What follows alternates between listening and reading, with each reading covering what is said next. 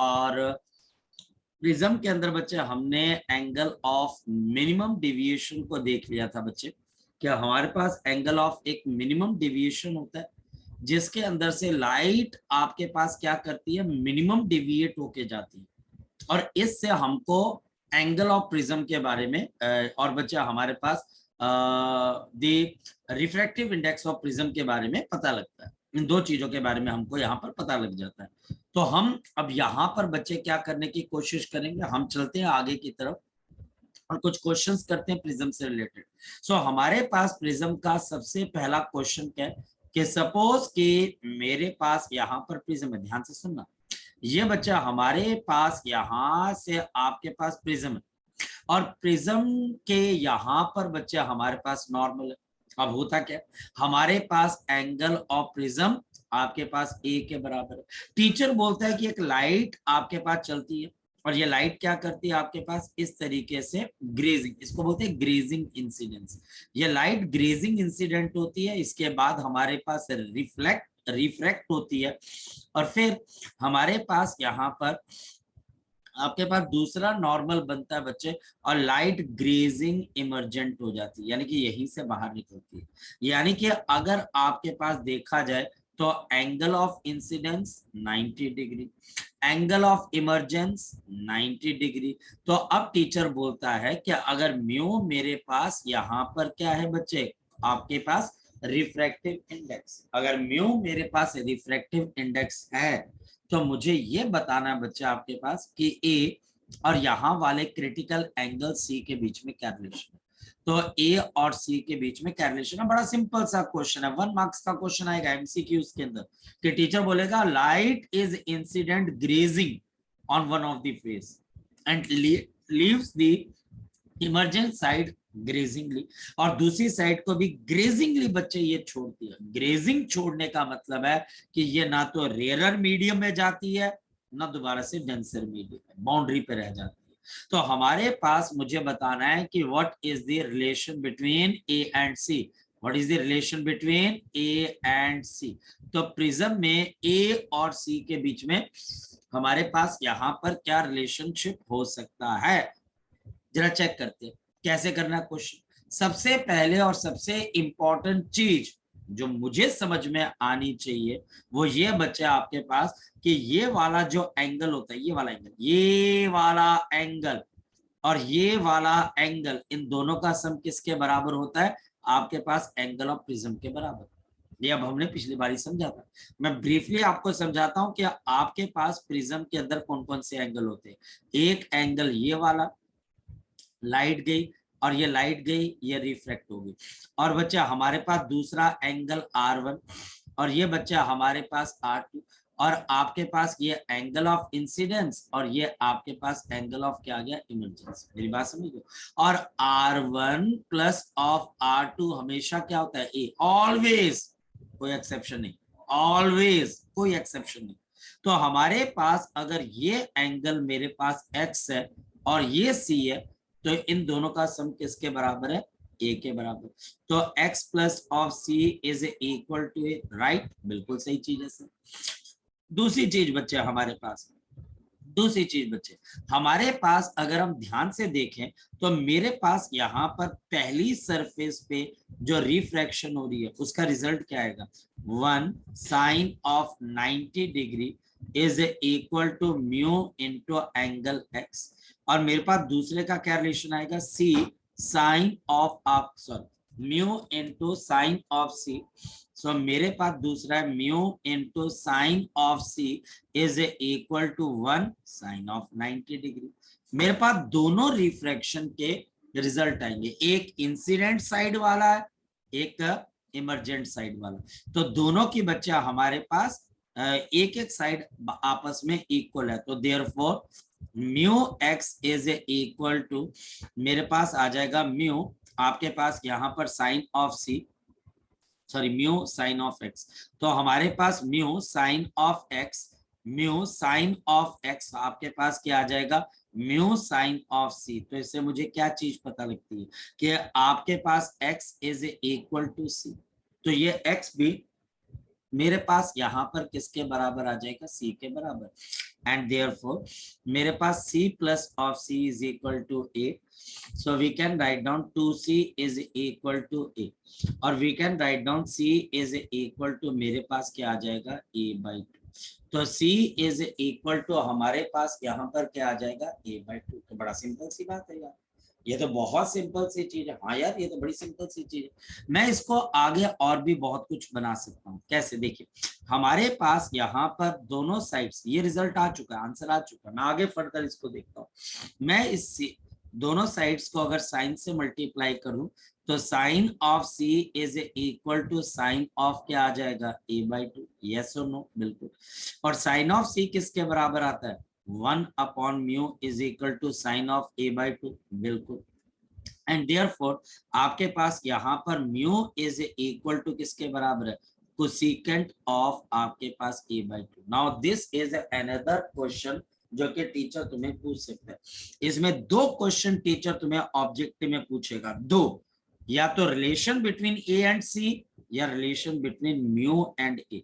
और फैक्ट याद रखना, लाइट मेरे पास कैसे एंटर की है, लाइट आपके पास ग्रेजिंग गई है, ग्रेजिंग आई है, ग्रेजिंग गई है, ग्रेजिंग आई है, ग्रेजिंग गई है, ग्रेजिंग आई है। यानी कि एक साइड पे तो ये ग्रेजिंग गई है और दूसरी साइड से बचे ये आपके पास क्रिटिकल एंगल पे, क्रिटिकल एंगल पे यहां की तरफ आई है।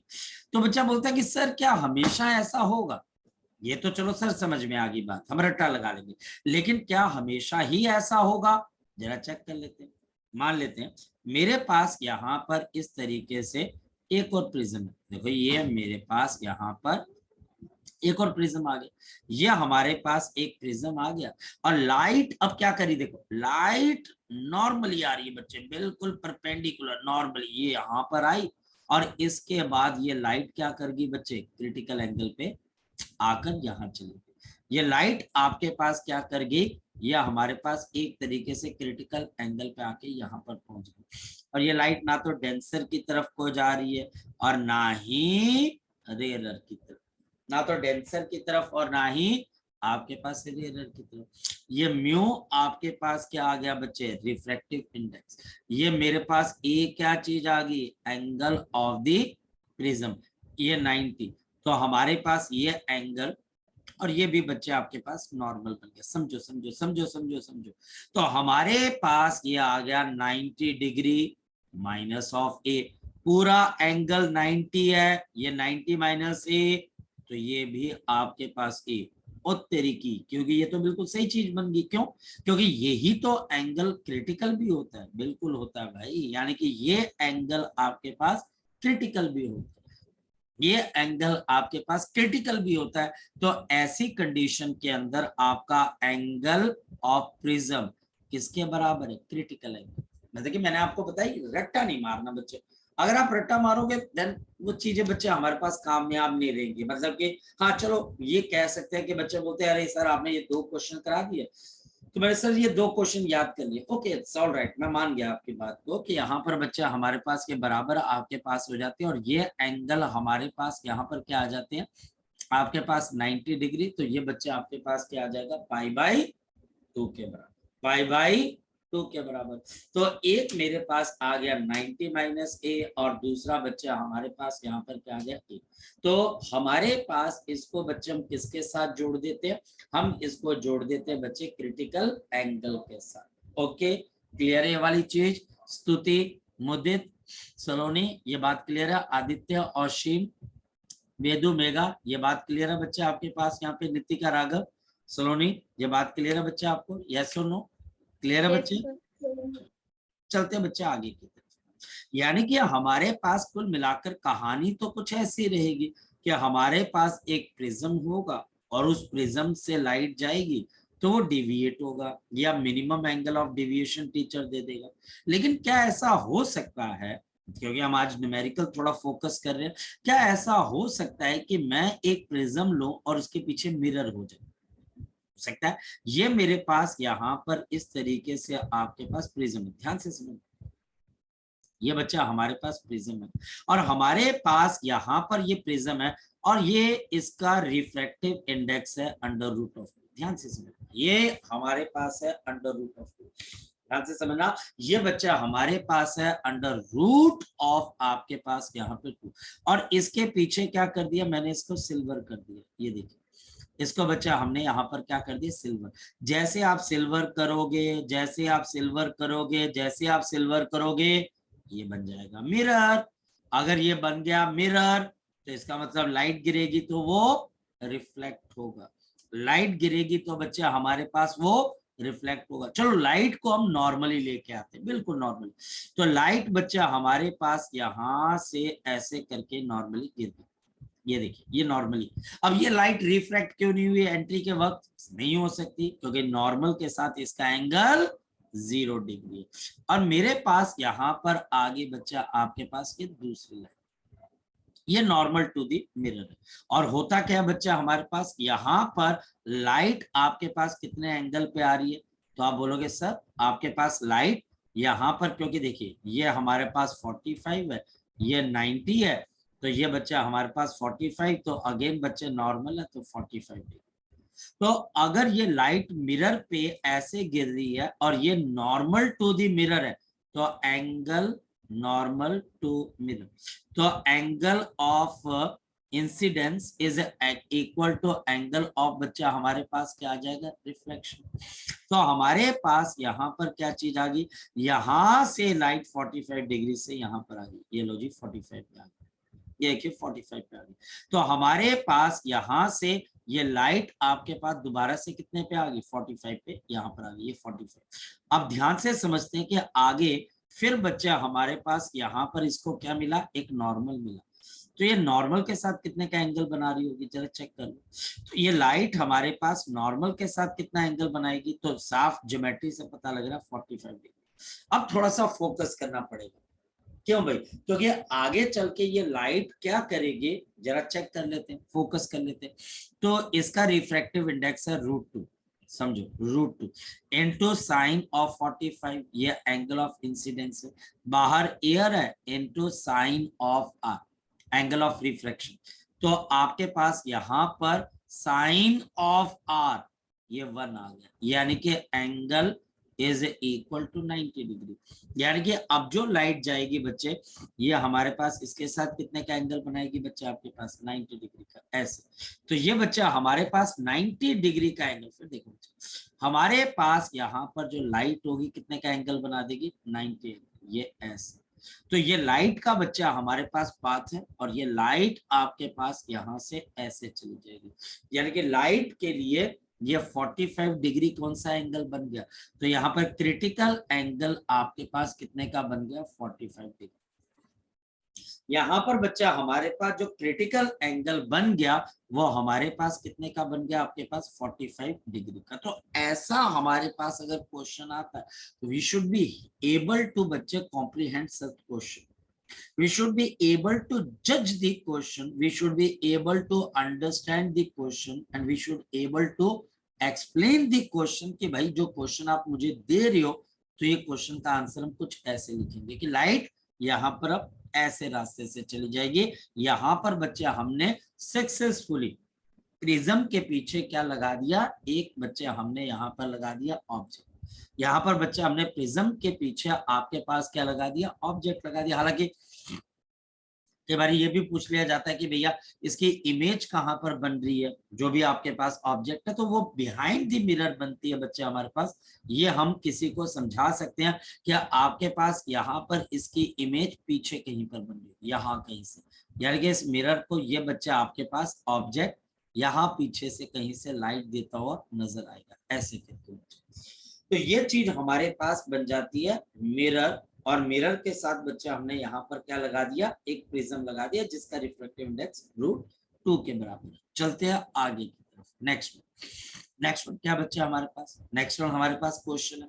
हमारे पास यहाँ पर क्वेश्चन कुछ इस तरीके से आ जाता है बच्चे, ध्यान से समझना कि मेरे पास यहाँ पर अगेन मान लिया जाए कि मैं एक प्रिज्म बनाता हूँ, ये बड़ा इमेजिनरी किस्म का प्रिज्म है।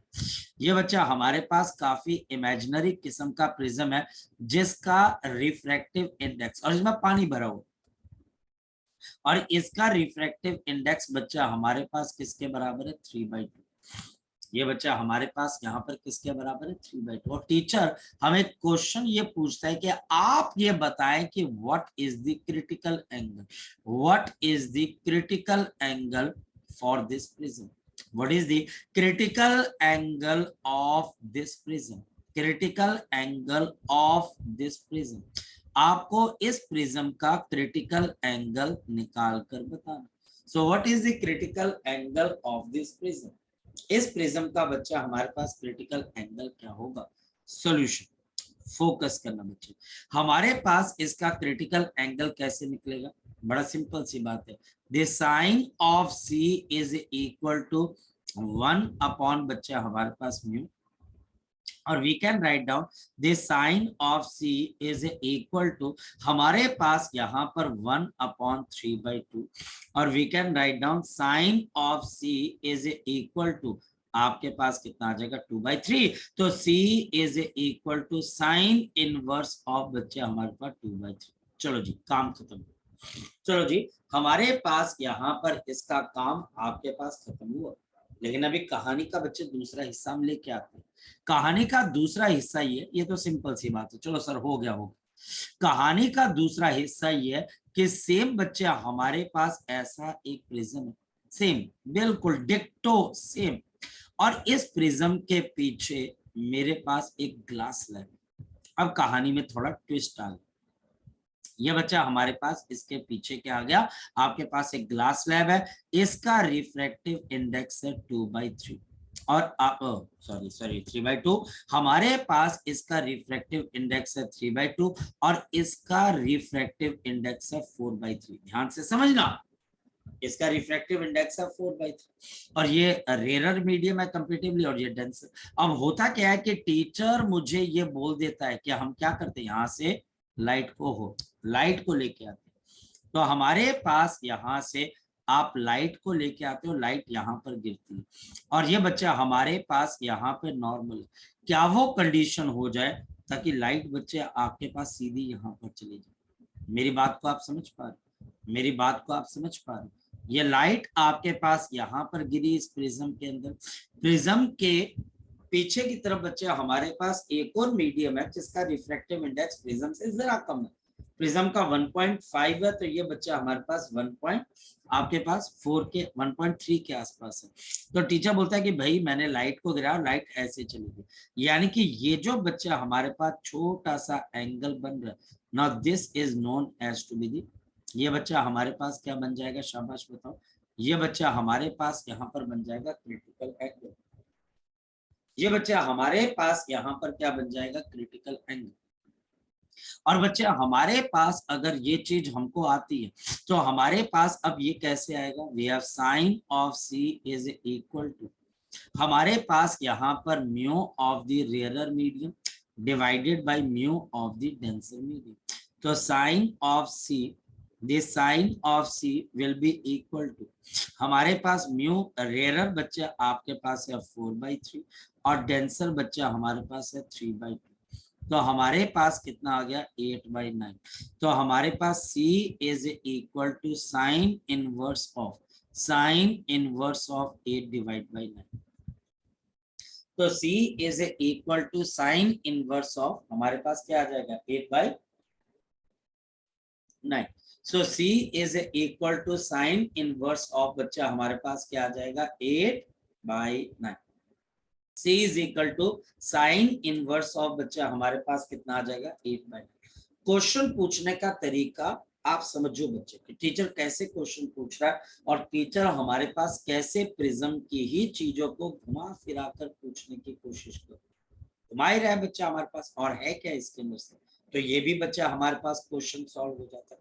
तो अब हमारे पास यहाँ पर इतने क्वेश्चन सॉल्व करने के बाद मेरी कुछ तो बच्चे समझ बढ़नी चाहिए, मुझे कुछ तो बच्चे समझ में आना चाहिए, मेरे को कुछ तो बच्चे आपके पास बात करनी आनी चाहिए, मुझे पता होना चाहिए कि बच्चा हमारे पास क्वेश्चन को करना कैसे या समझना कैसे, या इसके अंदर क्या क्या फैक्टर्स हैं जो टीचर पूछ सकता है। हालांकि प्रिज्म के अंदर ज्यादा मुश्किल क्वेश्चन नहीं आते बच्चे, फिर भी अगर टीचर बच्चा हमारे पास पूछ रहा है तो हमको बच्चे यहाँ पर थोड़ा बहुत अंदाजे से क्वेश्चन करना आना चाहिए। यहाँ पे टीचर स्पीड ऑफ लाइट पूछ लेगा, तो अगर म्यू पता लग जाए तो speed of light is given by speed of light in vacuum divided by mu, तो हम बता सकते हैं। तो आज बच्चे हम यहाँ पर नेक्स्ट पॉइंट को समझने की कोशिश करते हैं, जो शायद पिछली बार शुरू भी हो गया था, and this is called the dispersion of the light. So next बच्चा हमारे पास आ जाती है, we have the dispersion of the light. So what we meant by the dispersion of the light is simply the splitting of the light. Disperse मतलब कि फैल जाना, बिखर जाना, अलग थलग कर देना। So हमारे पास dispersion of light कि when a white light, जब बच्चा हमारे पास एक white light है, when a white light enters into thin prism, जब ये बच्चा हमारे पास थिन प्रिज्म के अंदर बच्चा आपके पास एंटर कर जाती है with the angle of prism less than और equal to 10 degree, the white light, जो हमारे पास व्हाइट लाइट है बच्चा आपके पास, द व्हाइट लाइट आपके पास splits into the components, into the 7 basic component या 7 wavelength। तो 7 wavelength के अंदर बच्चे ये स्प्लिट हो जाती है, और ये 7 wavelength किसके बराबर है बच्चे हमारे पास, बताओ। दिस इज विबग्यो, यानी कि बच्चे violet, indigo, blue, green, yellow, orange and red. तो ये बच्चा हमारे पास यहाँ पर लाइट जब आपके पास यहाँ पर आती है बच्चे, तो लाइट स्टार्ट डिस्पर्सिंग, लाइट बच्चा हमारे पास यहाँ पर क्या हो जाती है, 7 वेवलेंथ के अंदर बच्चा हमारे पास डिस्पर्स हो जाती है। ये बच्चा हमारे पास 7 कंपोनेंट्स के अंदर स्प्लिट हो जाती है। This is called the dispersion of the light. The pattern obtained is called spectrum. The pattern obtained, जो पैटर्न बच्चे हम obtained होता है उसको हम क्या बोल देते हैं, this is called the spectrum। ये बच्चा हमारे पास क्या कहलाता है, स्पेक्ट्रम कहला देता है। The pattern obtained is called spectrum। जब पैटर्न बच्चा हमारे पास ऑब्टेन होता है उसको हम क्या बोल देते हैं बच्चे, स्पेक्ट्रम कहते हैं। This is called the spectrum, ये बच्चा हमारे पास स्पेक्ट्रम कहला देता है बच्चे। And the phenomena is called dispersion, और फिनोमिना को बच्चे हम यहाँ पर क्या बोल देते हैं, डिस्पर्शन बोल देते हैं। अब आगे चलते हैं, आगे फोकस करते हैं। तो हमारे पास अगर हम आगे फोकस करें तो मुझे क्या चीज समझ में आती है, ध्यान से समझना। The Cauchy's relationship is responsible, the Cauchy's relationship is responsible or is the main explanatory note behind such phenomena, यानी कि ऐसी फिनोमिना के लिए हमारे पास कॉचीज रिलेशनशिप ही रिस्पॉन्सिबल माना जाता है बच्चे। और कैसे, ध्यान से समझते हैं। हमारे पास Cauchy's relationship wavelength of the light mu, और बच्चे हमारे पास a plus of b upon lambda square and so on के साथ आ जाता है।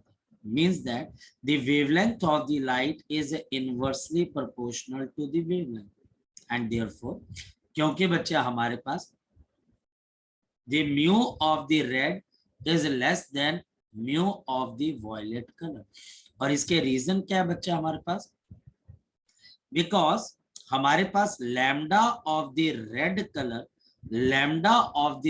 Colour is greater than lambda of the violet colour, यानी कि जिसकी वेवलेंथ बड़ी होगी उसको रिफ्रैक्टिव इंडेक्स छोटा लगेगा, और जिसकी वेवलेंथ छोटी होगी उसको रिफ्रैक्टिव इंडेक्स ज्यादा लगेगा।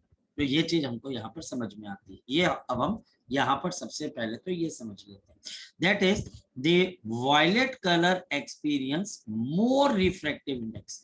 द वॉयलेट कलर एक्सपीरियंस, ये बच्चा हमारे पास एक्सपीरियंस करेगा मोर आपके पास रिफ्रैक्टिव इंडेक्स, सबसे ज्यादा रिफ्रैक्टिव इंडेक्स कौन एक्सपीरियंस करेगा बच्चे हमारे पास, तो आंसर है वॉयलेट कलर। लेकिन इसका हमारे प्रिज्म से क्या लेना देना, तो जरा चेक करते हैं हमारे पास हमारे प्रिज्म से इसका क्या लेना देना।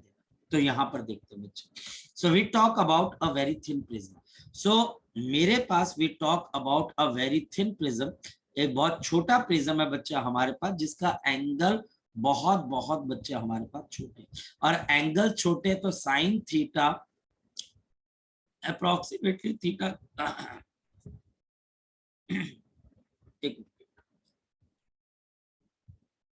हमारे पास बच्चे इसके लिए साइन थीटा अप्रोक्सीमेटली थीटा के बराबर हो जाएगा। तो पहले मैं डायग्राम फटाफट कंप्लीट करूं बच्चे। ये हमारे पास नॉर्मल है, ये लाइट आपके पास जा रही है और ये लाइट आपके पास बेंड हो रही है ऐसे। ये बच्चा हमारे पास दूसरा नॉर्मल है और ये लाइट बच्चा हमारे पास यहाँ से इमर्ज हो रही है, ये लाइट यहाँ से जा रही है, and this is the angle of deviation. So ये एंगल आ गया E, दिस इज R1, ये बच्चा हमारे पास R2, ये हमारे पास डेल, ये हमारे पास I minus R1 and this is E minus of R2। हम कर चुके हैं इसको, और ये बच्चे हमारे पास E, this is the angle of prism. तो वी नो दैट, हम ये जानते हैं बच्चे आपके पास यहाँ पर बड़े अच्छे से बच्चे हम इस बात को जानते हैं, we know that del is equal to, आपके पास del is equal to I plus of E minus of A के बराबर होता है, ये हम जानते हैं। अच्छा, हमारे पास यहाँ पर अब दो चीजें करनी, इसका रिफ्रैक्टिव इंडेक्स म्यू के बराबर, हमारे पास इसका रिफ्रैक्टिव इंडेक्स म्यू के बराबर। पहली चीज है बच्चा हमारे पास 1 sine of I is equal to mu into आपके पास R1, sorry sine of R1। Angle बहुत छोटे हैं बच्चे, एंगल इतने छोटे हैं बच्चे हमारे पास के साइन को इग्नोर कर देंगे, so I is equal to mu R1। Second चीज बच्चे रिफ्रैक्शन, सेकेंड रिफ्रैक्शन, तो mu sine of R2 is equal to 1 sine of E, और mu into R2 is equal to E, and mu into R2 is equal to E। तो हमारे पास इन दोनों की चीजें यहाँ पे डाल देते हैं, देयरफॉर इस वजह से we can write down del is equal to I mu R1 plus of mu R2 minus of E। Common क्या आ जाएगा इसमें से, म्यू, अंदर क्या रह जाएगा R1 plus of R2 minus of E। अब एक बात बताओ बच्चे, हमारे पास ये बच्चा हमारे पास यहाँ पर क्या चीज आ जाती है बच्चे, स्टेटमेंट क्वेश्चन। अच्छा ठीक है बच्चे, मैं स्टेटमेंट क्वेश्चन नेक्स्ट टाइम करवा दूंगा, नेक्स्ट टाइम मैं स्टेटमेंट क्वेश्चन भी करवा दूंगा, कोई बात नहीं। So del is equal to mu into R1 plus of R2 minus of E, तो ये A के बराबर है minus of E। So therefore so del is equal to mu minus 1, और ये बच्चा हमारे पास क्या आ गया। अब ये जो डिविएशन है बच्चा हमारे पास, इसको आप कहीं पर भी नहीं लगा सकते, ये हमारे पास एप्लीकेबल है only for the, this is only for the prism of very small angle, prism of very small angle, prism of very small angle.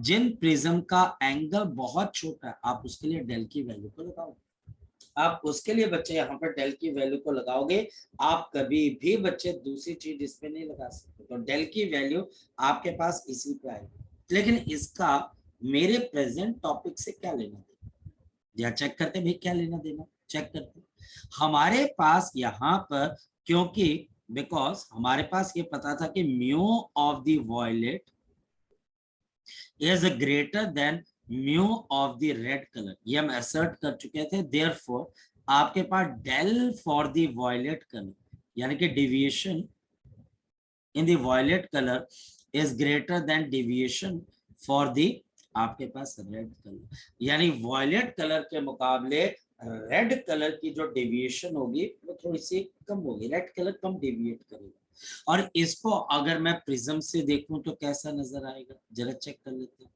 तो अगर मैं इसको प्रिज्म से प्रिज्म से देखूं तो कैसा नजर आएगा, जरा चेक कर लेते हैं। सो मेरे पास यहाँ पर ये एक व्हाइट कलर की लाइट आपके पास एंटर कर गई ऐसे, इसके बाद ये लाइट आपके पास यहाँ जा रही है, थोड़ी सी ऐसे करेंगे, और बच्चे हमारे पास एक कंपोनेंट यहाँ पर है, जो रेड कलर का कंपोनेंट है बच्चा हमारे पास वो ऊपर की तरफ को होगा, और जो बच्चा हमारे पास वायलेट कलर का कंपोनेंट होगा, जो बच्चा हमारे पास वायलेट कलर का कंपोनेंट होगा वो ऐसे कहीं, यानी कि वो ज्यादा झुक जाएगा। तो हमारे पास ये दोनों लाइट ओरिजिनल पाथ से क्या होगी, डेविएट हो जाएगी। ये बच्चा हमारे पास ओरिजिनल पाथ से क्या होगी, डेविएट होगी। आपके ये देखिए बच्चे यहाँ पर डेविएशन आ रही है, और अगर आप वायलेट कलर को देखें तो ये बच्चा हमारे पास ये डेविएशन, एंगल किसका बढ़ा ये तो आपको ही पता ही है, ये तो आपको खुद पता लग रहा है। अगर आप यहाँ पर भी मैच करवाना चाहे तब भी हो सकता है, ऐसी कोई जरूरी बात नहीं आगे करवा। तो हमारे पास ए का एंगल यहाँ पर है बच्चे, ये रेड कलर के लिए आपके पास आ गया ना, this is for del for red colour, and this is a del किसके लिए बच्चे आपके पास, फॉर द वायलेट कलर। ये हमारे पास व्हाइट लाइट है, ये ओरिजिनल पाथ है, ये हमारे पास रेड कलर है, और ये बच्चे आपके पास वायलेट कलर है। तो वी हैव विप, तो ये विप गियर।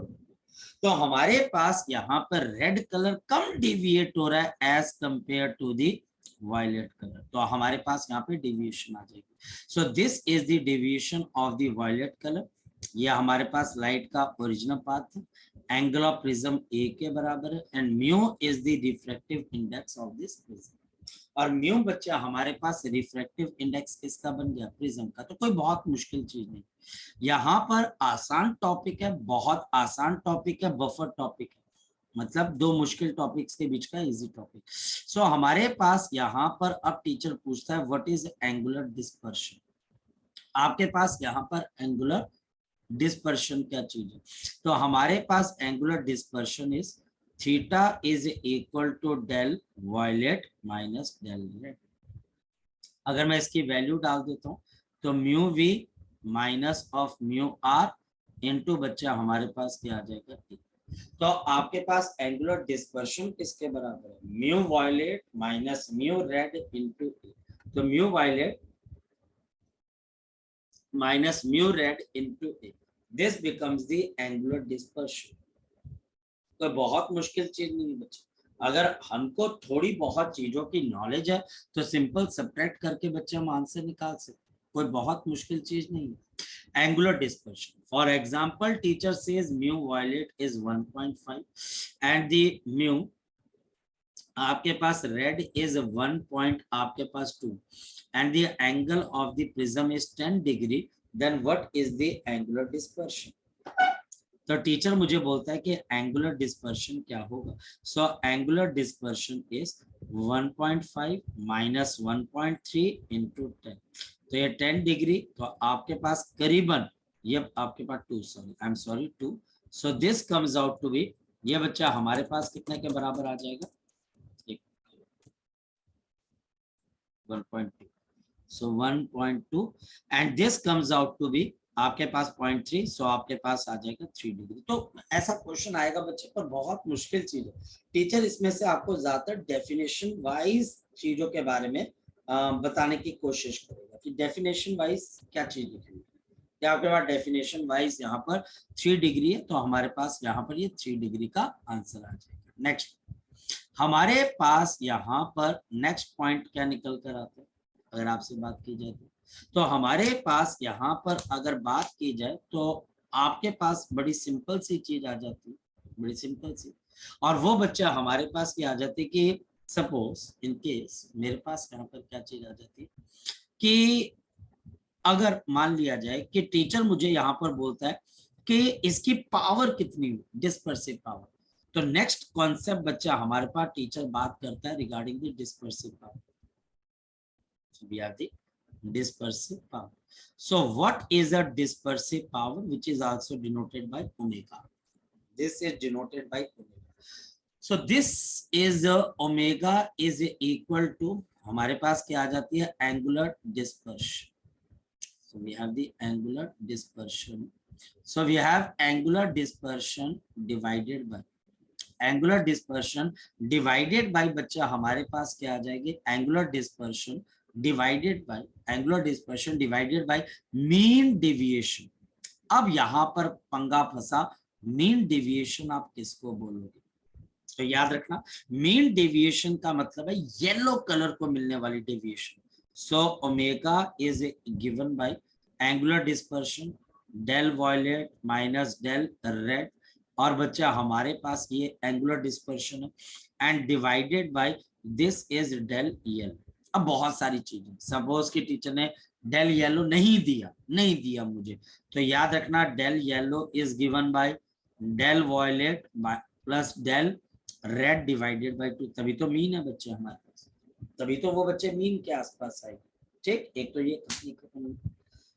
दूसरा बच्चे अगर मैं इसको एक्सप्लेन करूं तो omega is equal to mu violet minus mu red into बच्चा हमारे पास A divided by, so mu yellow minus 1 into बच्चा हमारे पास ए से ए कैंसिल हो जाएगा, तो mu violet minus mu red and this is mu आपके पास येलो माइनस ऑफ, तो आपके पास ए से ए क्या हो जाएगा, कैंसिल हो जाएगा, तो हमारे पास ए से ए क्या हो जाएगा, कैंसिल हो जाएगा।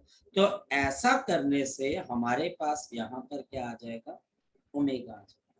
तो ऐसा करने से मेरे पास ओमेगा, और अगर टीचर मुझे म्यू ऑफ येलो ना दे, then this is mu violet plus mu red divided by 2. So this is mu violet plus mu red divided by 2. तो mu violet plus of mu red divided by 2, तो ये बच्चा हमारे पास यहाँ पर क्या आ जाएगा, ओमेगा। ये बच्चा हमारे पास ओमेगा, ये बच्चे ओमेगा। ये हमारे पास प्रिज्म के आपके पास क्या पॉइंट है बच्चे के, प्रिज्म मेरे पास क्या क्या कर सकता है, डिविएशन कर सकता है और बच्चे डिस्पर्शन कर सकते हैं। अगर डिस्पर्शन होगा बच्चे हमारे पास तो रेड और बच्चे वॉयलेट कलर अलग अलग जाएंगे, और डेविएशन होगा तो अकेला बच्चे वो डिविएट करेगा, वो बच्चे हमारे पास बिल्कुल भी हमारे पास यहाँ पर डिस्पर्स नहीं करेगा। तो इसका मतलब बच्चे क्या ऐसा हो सकता है कि मेरे पास कुछ ऐसे प्रिज्म हो जो दोनों में से बच्चा हमारे पास एक ही चीज एक टाइम पे कर सके, और बोला जाता है हाँ this can be possible and this is known as to be the combination of the prism. So हमारे पास यहाँ पर NCERT है बच्चे आपके पास, और NCERT का बच्चा हमारे पास यहाँ पर अगर देखा जाए तो हमारे पास एक क्वेश्चन है which is called the combination of the prisms. So we have the combination of the prisms. क्या हमारे पास प्रिज्म के क्या क्या कॉम्बिनेशन बन सकती है, तो प्रिज्म के बच्चे दो कॉम्बिनेशन बनेगी। जैसे टीचर मुझे यहाँ पर बोलेगा बच्चे which is known as to be the, क्या आपके पास यहाँ पर we can write down कि we have deviation without dispersion. So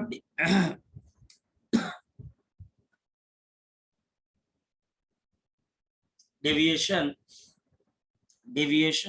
without बच्चा हमारे पास यहाँ पर क्या आ जाएगा, डिस्पर्शन, यानी कि डेविएशन तो हो जाए लेकिन बच्चा हमारे पास डिस्पर्शन ना, कैसा हो सकता है, जरा फोकस करते। इसके लिए साइंटिस्ट लोग बोलते हैं कि आप दो प्रिज्म लीजिए, एक प्रिज्म बच्चा हमारे पास अलग मटेरियल का बना हुआ, और आपके पास यहाँ पर जो दूसरा प्रिज्म है वो करीबन बच्चा हमारे पास दूसरे तरीके से बना, ऐसे। ये बच्चा हमारे पास दो प्रिज्म्स है, ऐसे इनको जोड़ दो, दोनों के एंगल ऑफ प्रिज्म ये बच्चा अलग अलग मान लेते हैं। इसका एंगल ऑफ प्रिज्म आपके पास ए है या ए डैश है, और पहले वाले का प्रिज्म बच्चे का एंगल मेरे पास क्या ए। अच्छा, इसका रिफ्रैक्टिव इंडेक्स म्यू है और इसका बच्चे आपके पास म्यू डैश है, और टीचर बोल क्या रहा है कि डेविएशन तो हो जाए पर डिस्पर्शन ना, यानी कि व्हाइट लाइट आपके पास व्हाइट लाइट की तरह निकले। पर ये कैसे हो सकता है, जरा चेक कर लेते, अंदाजा लगा लेते कि मेरे पास यहाँ से व्हाइट कलर की लाइट गई ऐसे, और ये बच्चा हमारे पास डिस्पर्स हुई ऐसे करके, मान लेते थोड़ा सा ऐसे, और बच्चा हमारे पास ऐसे। इसके बाद क्या हुई, लाइट बच्चा हमारे पास यहाँ पर फिर से आपके पास रिफ्रैक्टिव इंडेक्स लगा, उसके बाद लाइट ऐसे करके बाहर की तरफ, मगर कुछ ऐसा हुआ हो, कुछ ऐसा होगा कि हमारे पास यहाँ पर जो व्हाइट कलर की लाइट है, ये बच्चा हमारे पास व्हाइट लाइट है, और बच्चा हमारे पास यहाँ पे red violet and red violet, और दोबारा से बाहर की तरफ को कौन सी निकल गई बच्चे हमारे पास, व्हाइट कलर की लाइट आपके पास निकल गई। ये बच्चा हमारे पास व्हाइट कलर की लाइट बच्चे आपके पास बाहर की तरफ निकल गई। तो अगर बच्चा हमारे पास ऐसा है कि व्हाइट एंटर कर रही है और व्हाइट बच्चा हमारे पास यहाँ पे लीव कर, देखो व्हाइट एंटर कर रही है, व्हाइट ही लीव कर रही है, अगर ऐसा है तो हमारे पास यहाँ पर ऐसा क्या हो गया कि ऐसी कॉम्बिनेशन सक्सेसफुल। इस क्वेश्चन के अंदर जो चीज टीचर ने दे रखी है हम उसको बेसलाइन मान के चलेंगे। बेसलाइन मानने का मतलब मैं समझाता हूँ। इसका मतलब है कि टीचर मुझे बोलता है कि there is no dispersion, there is no dispersion. अगर बच्चा हमारे पास कोई डिस्पर्शन नहीं हो रहा तो इसका मतलब क्या होगा, इसका मतलब है बच्चा हमारे पास कि नेट डिस्पर्शन इज जीरो। तो हमारे पास देयरफॉर, ध्यान से समझना बच्चे, ये बहुत अच्छा लॉजिक दे रहा हूँ। इस वजह से बच्चे याद रखना कि हमारे पास यहाँ पर क्या चीज आ जाएगी कि mu V minus of mu R into आपके पास A plus of mu V dash minus of mu R dash into बच्चा हमारे पास A dash is equal to zero. ये चीज बच्चे हमारे पास है। ऐसा क्यों है, क्योंकि देखो डिस्पर्सिव पावर तो बच्चे हमारे पास कुछ इस तरीके से ही आती है बच्चे, हमारे पास डिस्पर्सिव पावर तो बच्चा हमारे पास कुछ इस तरीके से आती है ना बच्चा हमारे पास कि mu violet minus mu red into A plus of, ये मतलब कि हमारे पास कुछ इसी तरीके से आती है। जब बच्चा हमारे पास ये कुछ इस तरीके से आ रही है तो इसका मतलब बच्चा हम इसको जीरो कर देंगे। मैं फिर समझाता हूँ कैसे। देखिए हमारे पास अगर हम देखें तो ये देखिए बच्चे हमारे पास ये चीज आ रही है, ये देखिए यानी कि बच्चे एंगुलर डिस्पर्शन हमारे पास गिवन है ना बच्चे, एंगुलर डिस्पर्शन। ये बच्चे अगर हमारे पास यहाँ पर एंगुलर डिस्पर्शन है तो इस एंगुलर डिस्पर्शन के अंदर हमारे पास क्या चीज है बच्चे, देखना ध्यान से समझना बच्चे हमारे पास। तो इस एंगुलर डिस्पर्शन के अंदर हमारे पास यहाँ पर दोनों mu V minus mu R into A, तो इन दोनों का सम बच्चे हमारे पास क्या हो जाना चाहिए, जीरो हो जाना चाहिए। समझो इन दोनों का सम जीरो हो जाना चाहिए। तो अगर जीरो हो गया तो हमारे पास क्या आ जाएगा, इसका मतलब mu V dash minus mu R dash into A dash is equal to, हमारे पास यहाँ पर क्या आ गया, negative of mu V minus mu R into. इससे मुझे एक चीज पता लगती है, ए डैश किसके बराबर है, minus of mu V minus mu R into A, और नीचे बच्चा हमारे पास क्या आ गया, mu V dash minus mu R dash. इससे देखो समझ में क्या आ रही है, यहाँ से मुझे बड़ी सिंपल सी बात बच्चे हमें समझ में आती है, और वो बच्चा हमारे पास ये समझ में आती है कि एक प्रिज्म मैंने सीधा रखना है तो दूसरे को उल्टा रखना, एक ए है एक ए है, सीधे नहीं रखे, उल्टे करके रख दिए। हमारे पास यहाँ पर बच्चे इनको उल्टा करके रखा है, और तभी बच्चे एक पॉजिटिव है तो दूसरे का टर्म नेगेटिव है, तो डिस्पर्शन तो नहीं हुई, इस कंडीशन में डिस्पर्शन नहीं होगी, लेकिन आपके पास बच्चे डेविएशन तो हो रही है।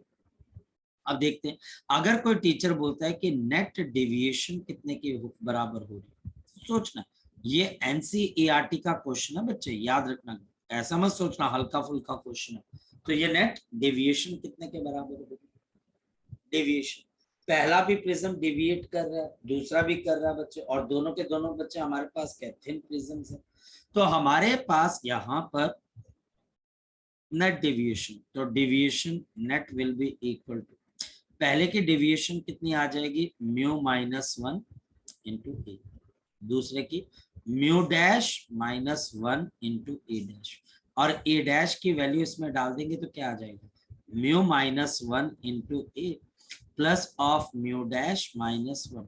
अब बच्चे हमारे पास ए डैश, तो आपके पास ए डैश की value minus of mu V minus mu R into A and divided by आपके पास क्या आ जाएगा, mu V dash minus of mu R dash. ये बच्चे हमारे पास रिजल्ट आपके पास यहाँ पर आ जाएगा। नेक्स्ट तो नेक्स्ट में बच्चा हमारे पास क्या चीज आ गई, कॉमन क्या आ जाएगा, तो चलो देखो कॉमन निकाल लेते हैं, तो मैं कॉमन निकाल लेता हूँ, म्यू माइनस वन इंटू ए निकाल लेता हूँ कॉमन, इसकी जगह पहली पूरी टर्म के अंदर क्या आ जाएगा, वन, दूसरी टर्म में से ए कॉमन निकल गया, ठीक है जी, माइनस साइन यहाँ पर आ जाएगा। So mu dash minus 1 into mu V minus mu R and divided by हमारे पास mu V dash minus mu R dash.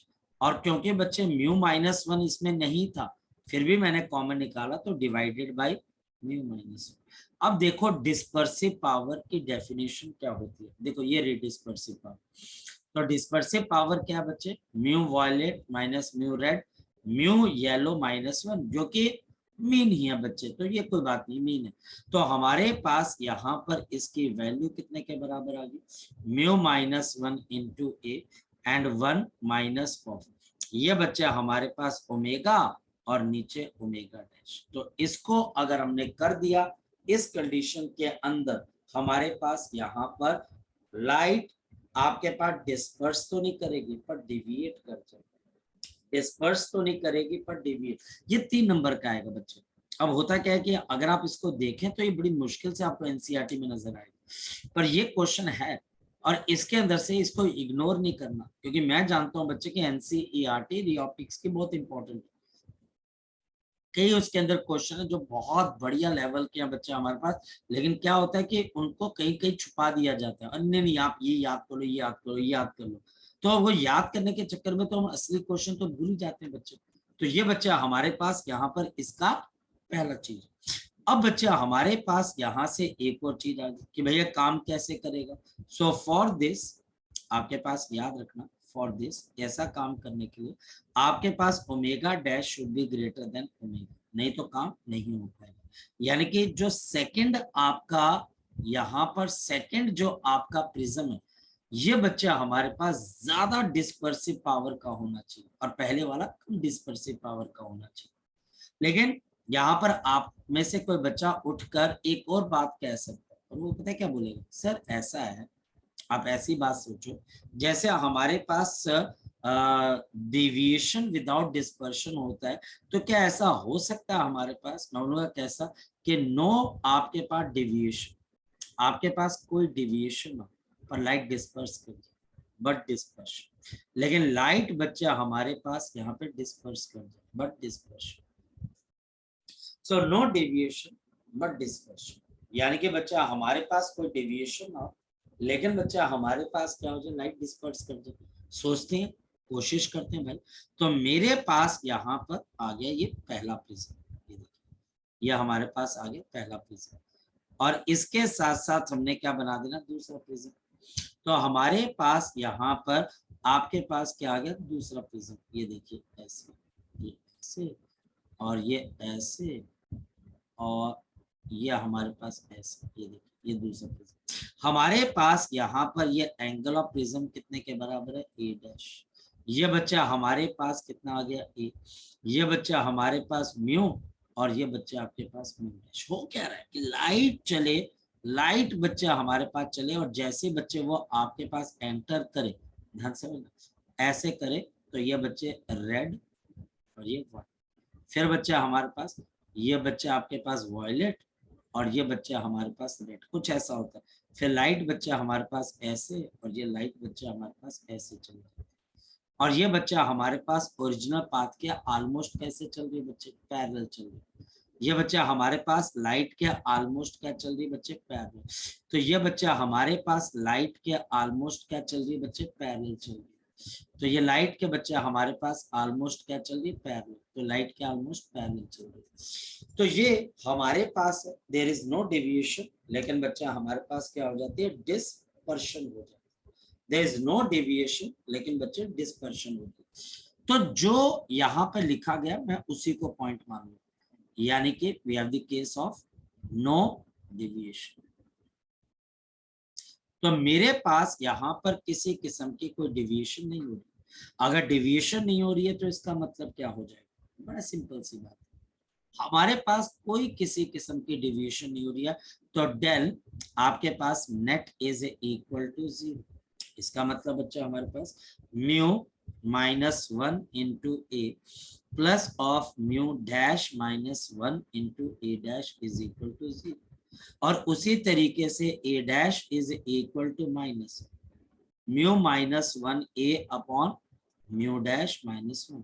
कई बार बच्चों को कंफ्यूजन हो जाती है, दोनों चीजें सेम है, नहीं देखते हमारे पास दोनों चीजें बिल्कुल सेम नहीं है। आप पिछला केस देखते हैं तो हमारे पास यहाँ पर, अरे यार पिछला हुआ क्या आ गया हुआ है, पिछले केस में बच्चा हमारे पास क्या था, ये था नो डिविएशन नो डिस्पर्शन। यहाँ पर बच्चे ऐसे ए डैश निकाला था और हमने नेट डिविएशन के अंदर ए डैश की वैल्यू डाली थी। और अब बच्चा हम यहाँ पर क्या करेंगे, यहाँ पर इसको हम नेट डिस्पर्शन के अंदर डालेंगे।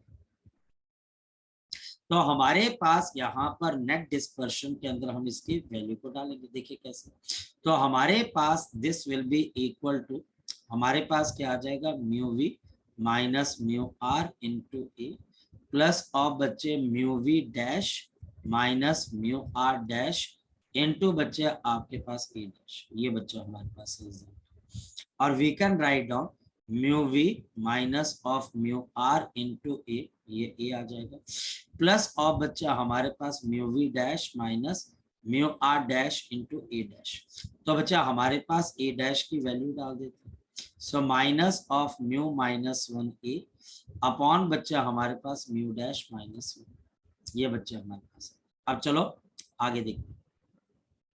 तो इसमें से बच्चा हमारे पास क्या हो जाएगा, हम कुछ कॉमन निकाल लेते हैं। क्या चीज कॉमन निकाल लेते हैं, mu V minus mu R into A, ये कॉमन निकाल लेते हैं। इसकी जगह बच्चे 1, यहाँ पर माइनस आपके पास म्यू माइनस 1 अपॉन बच्चे म्यू डैश माइनस 1, आपके पास mu V dash minus mu R dash. बहुत कंसंट्रेशन की जरूरत है, और इसमें mu V minus mu R common नहीं है, फिर भी निकाल लिया, तो इससे मुझे डिवाइड करना पड़ेगा। अब क्या हो जाएगा, अब उल्टा हो जाएगा।